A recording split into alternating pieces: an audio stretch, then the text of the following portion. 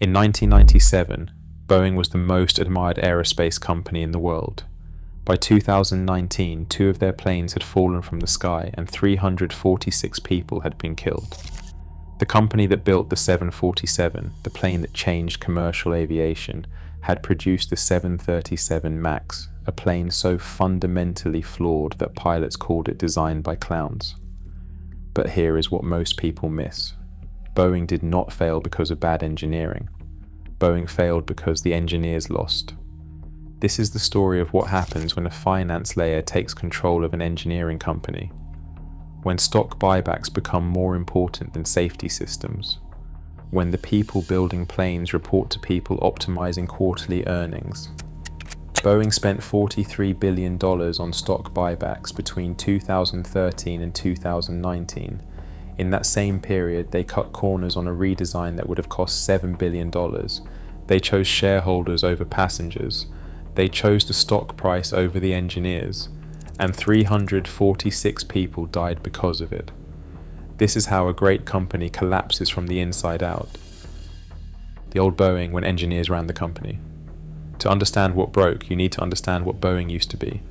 Before 1997, Boeing was run by engineers, people who had built planes, people who understood that in aerospace there is no such thing as good enough. There was only one question: will this kill someone? The culture was called working together. Engineers had authority.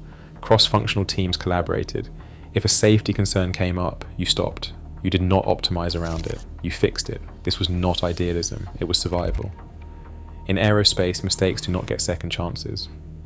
The Boeing 707 program in the early 1990s was the pinnacle of this culture. It was the first commercial jet designed entirely on computers. It required massive coordination between thousands of engineers. And it worked because the people making decisions understood the systems they were building. The 777 became one of the safest, most successful wide-body jets ever made. That was Boeing when engineers were in charge.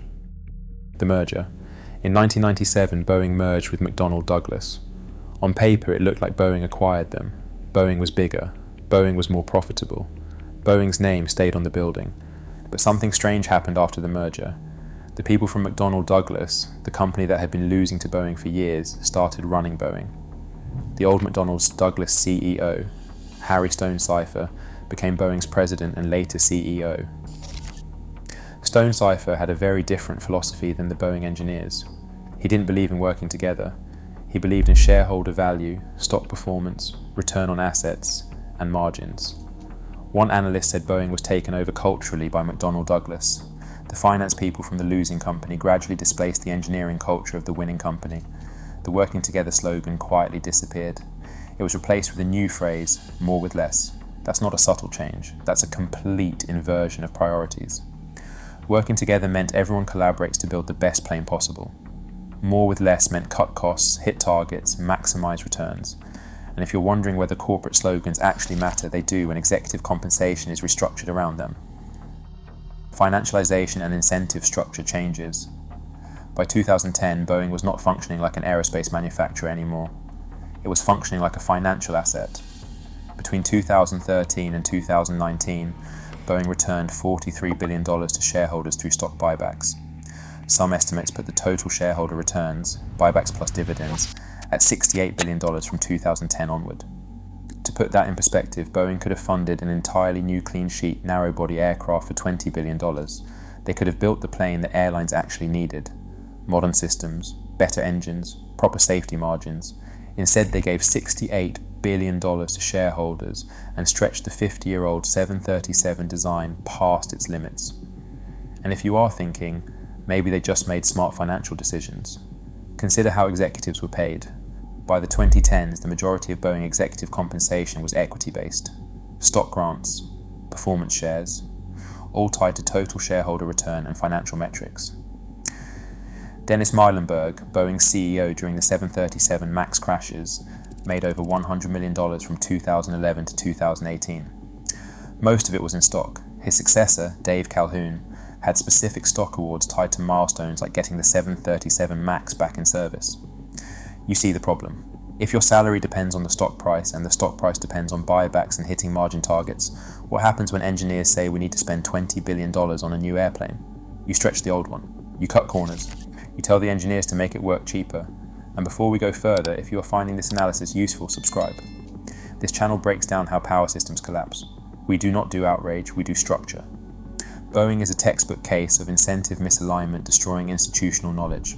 Hit subscribe so you do not miss the next breakdown. The 737 MAX, where the stack collapses. By 2010, Boeing had a problem. Airbus had launched the A320neo, a re-engined version of their narrow body that promised 15% better fuel efficiency. Airlines loved it, orders poured in. Boeing was losing market share. The engineers had a solution: build a new airplane. A clean sheet design with modern systems and proper integration. The finance team had a different solution: stretch the 737 again. The 737 MAX was not designed. It was optimized. And there is a difference. Designing means, what does the system need to be safe and efficient? Optimizing means, what is the cheapest way to compete with Airbus while preserving their no simulator training required sales pitch? Boeing chose optimization. They put larger, more fuel-efficient engines on the 737, but those engines did not fit under the wing in the normal position, so they moved them forward and up. This changed the aerodynamics. In certain conditions, the nose could pitch up unexpectedly, and that could cause a stall. The engineering solution would have been redesign the airframe, properly integrate the engines, and accept that pilots will need training on the new flight characteristics.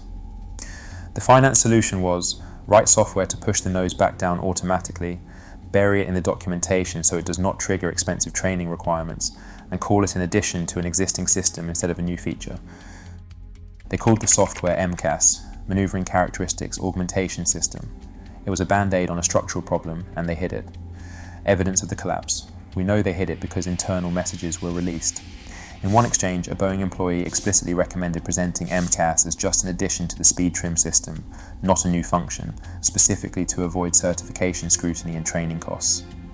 The message said, emphasizing MCAS as new would trigger greater certification and training impact. In another message, Boeing rejected a proposed safety upgrade because it would have required simulator training for all MAX pilots. That would have destroyed their sales promise to airlines that the MAX flies just like the old 737. And no expensive retraining would be needed. Later, after the crashes, internal messages described the MAX as designed by clowns and complained that management only gave lip service to quality while emphasizing schedule and cost. One 2018 memo warned that simulator problems were not being fixed because the priority was keeping costs down and programs on schedule. These are not rogue employees. This is the system working exactly as designed. When safety improvements conflicted with cost targets, the default was to minimize the change, reframe it, make it go away. The finance layer had overridden the engineering layer so completely that engineers were pressured to work faster, discouraged from raising safety concerns, and assigned tasks beyond their qualifications just to hit deadlines. And here is where it gets worse. Normally, when you design a new flight control system, regulators scrutinize it, they test it, they make sure it will not kill people. But Boeing was not dealing with normal regulators. They were dealing with the FAA, an agency that had outsourced most of its certification work to the companies it was supposed to oversee. Through a program called Organization Designation Authorization, the FAA allowed Boeing employees to act as authorized representatives of the agency. Essentially, Boeing was allowed to certify its own planes. This is regulatory capture. When the regulator becomes so dependent on the industry it oversees that it can no longer regulate effectively, the FAA had an additional conflict. Its legal mandate is not just safety, it is also supposed to promote the United States aviation industry. So you have an agency that is supposed to regulate Boeing but also promote Boeing, and that does not have the resources to do its own testing, so it lets Boeing employees do the testing instead. What could go wrong? The MCAS risk assessments came from inside Boeing. The assumptions about how quickly pilots could respond came from inside Boeing, and the FAA did not robustly challenge any of it. After the crashes, the Department of Justice charged Boeing with conspiracy to defraud regulators. The company pled guilty in 2024 to misleading the FAA about pilot training requirements for the MAX. They did not just exploit a weak regulator, they actively deceived it. The crashes. On October 29, 2018, Lion Air Flight 610 crashed into the Java Sea 13 minutes after takeoff. All 189 people on board died. On March 10, 2019, Ethiopian Airlines Flight 302 crashed 6 minutes after takeoff. All 157 people on board died. Both crashes had the same cause, MCAS activated based on a single faulty sensor and repeatedly forced the nose down while pilots fought to regain control. The system Boeing had buried in the documentation. The system they had hidden from regulators to avoid training costs. The system they had designed as a cheap software fix for a structural aerodynamics problem. It killed 346 people. The 737 MAX was grounded worldwide. Boeing's stock collapsed. The financial costs mounted: settlements, legal fees, lost orders, production halts. And here's the bitter irony: the $7 billion Boeing saved by stretching the 737 instead of building a new airplane. The crisis cost them over $20 billion, plus the buybacks, plus the reputational damage. They optimized themselves into one of the worst corporate disasters in aviation history. The pattern. And if you think the MAX was an isolated failure, look at what happened next. In 2019, Boeing sold off major manufacturing operations to improve return on net assets, a Wall Street metric. They squeezed suppliers for cost reductions while demanding higher output. Quality suffered across the board. In January 2024, a door plug blew out of a 737 MAX 9 during an Alaska Airlines flight. Passengers were nearly sucked out of the plane at 16,000 feet. Investigations found that Boeing had been delivering planes with missing bolts, improper installations, and inadequate quality controls. The FAA capped MAX production, increased on-site inspectors, and forced Boeing to implement a formal safety management system, basically imposing from the outside the safety culture that Boeing had allowed to rot from the inside. This was not about one bad plane. This was about an entire company that had systematically dismantled the institutional knowledge and safety culture that made it great. How systems collapse. Here is the framework that explains all of this. Every organization operates on a power stack, layers of control, authority, and decision-making. In the old Boeing, the engineering layer was on top. Engineers set standards. Engineers stopped production if something was unsafe. Engineers had authority. After the merger, the finance layer took over. Stock performance became the top priority. Cost targets, margins, shareholder returns. And here is what happens when a finance layer overrides an engineering layer in a safety-critical industry. The feedback loops break. Engineers are trained to think in terms of failure modes. What can go wrong? What are the redundancies? What is the worst-case scenario? Finance people are trained to think in terms of optimization. What is the minimum viable solution? What is the return on investment? What is the cheapest path to the target? Both frameworks are useful. But in aerospace, engineering has to have the final word. Because in aerospace, optimization kills. Boeing inverted the stack. Finance on top, engineering underneath. And the engineers who used to stop production when something was unsafe now reported to people whose bonuses depended on not stopping production. The MAX was not a design failure, it was a power structure failure. So let's come back to that $60 billion figure.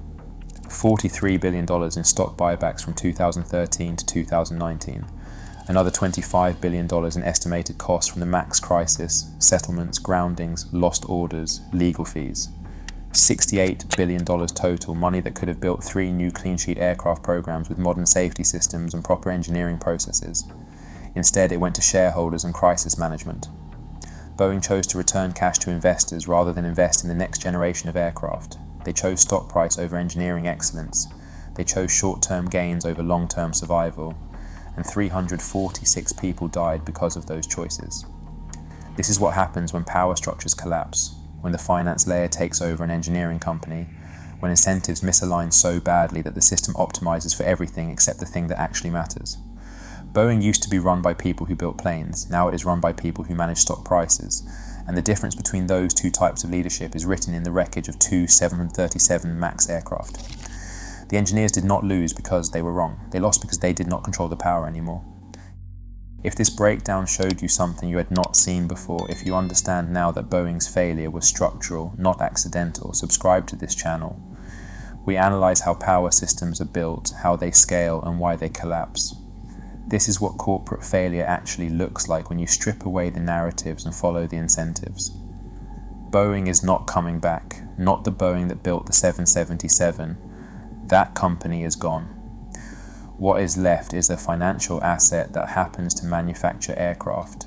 Unless the power stack gets rebuilt, unless engineers regain authority over the people optimizing quarterly returns, the pattern will repeat. because in the end, physics does not care about your stock price. Gravity does not negotiate with shareholders.